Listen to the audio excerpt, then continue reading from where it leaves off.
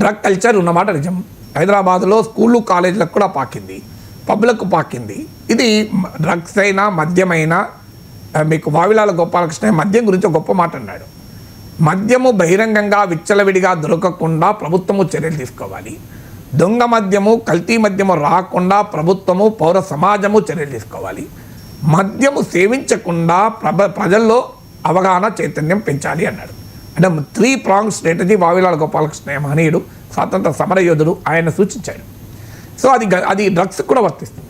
Drugs దొరకకుండా, of course మద్యమో legal కనుక విచ్చలవిడిగా దొరుకుతుంది, డ్రగ్స్ ఏమో లీగల్ కాదు కనుక విచ్చలవిడిగా దొరకదు.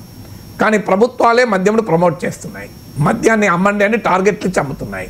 సో అందువల్ల మద్యం కూడా, సమోసాలే ప్రమాదకరమైన ఆరోగ్య హెచ్చరికలు జారీ చేస్తున్న ప్రభుత్వము మద్యం మాత్రం భారీ ఎత్తున ప్రమోట్ చేస్తుంది. విచిత్రం చూడండి, సమోసాల పైన జిలేబీల పైన హెల్త్ వార్నింగ్లు, మరి లిక్కర్కు హెల్త్ వార్నింగ్ అద్దా?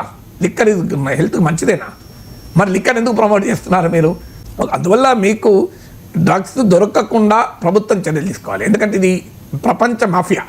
డ్రగ్ కార్టెల్ అనేది ఓన్లీ ఒక రాష్ట్ర సరిహద్దులకే పరిమితం కాదు.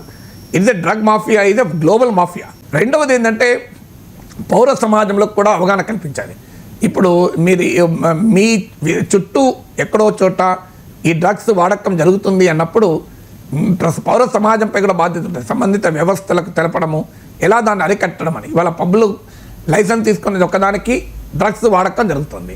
అలాంటి పబ్స్ను పౌర సమాజం ప్రశ్నించాలి, అవసరమైతే తిరగబడాలి. అన్ని రకాలుగా ఈ కల్చర్ ప్రమాదకరము, మందు మత్తు కల్చర్ ప్రమాదకరము, ఇది చట్టవిరుద్ధం అనే అవగాహన కూడా మనం కల్పించాల్సి ఉంటుంది.